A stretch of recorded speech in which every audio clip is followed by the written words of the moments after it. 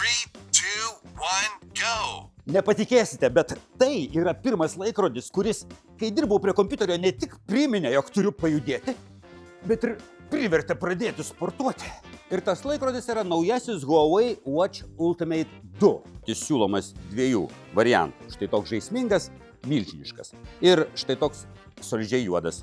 X-Tap jutiklis. Pridedi ir jis matuoja net 10 parametrų. Įrašo kardiogramą, kraujo prisotinimą deguonimi, pulsą, temperatūrą, stresą ir po to pateikia ataskaitą.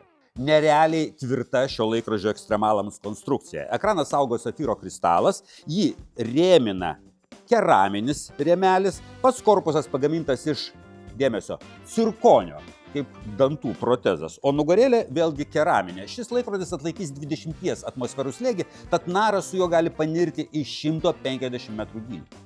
Tai vienas tų retų laikrodžių, kuris veikia tiek su Android telefonais, tiek su iPhone, tai reikia įsidiegti Huawei sveikatos programėlę. Labai tiksliai matuoja ir itin tiksliai atvaizduoja tiek visus miego režimus, tiek mankštos režimus. Pavyzdžiui, pasirinkus paprasčiausią ėjimą, laikrodis išmatuoja vidutinį ėjimo tempą, nueitą atstumą, žingsnio ilgį, trukmę, pokytį virš jūros lygio. Ekrano šviesumo pikas 3500 nitų, tai vienas šviesiausių ekranų, kokį mačiau laikrodžiuose.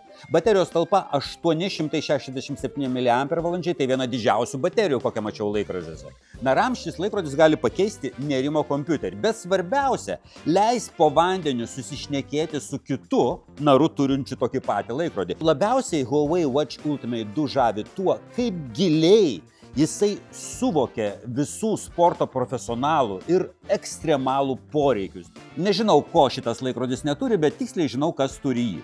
Tele2. Pasidomėk internete ir salone, nepastebėti jo neįmanoma.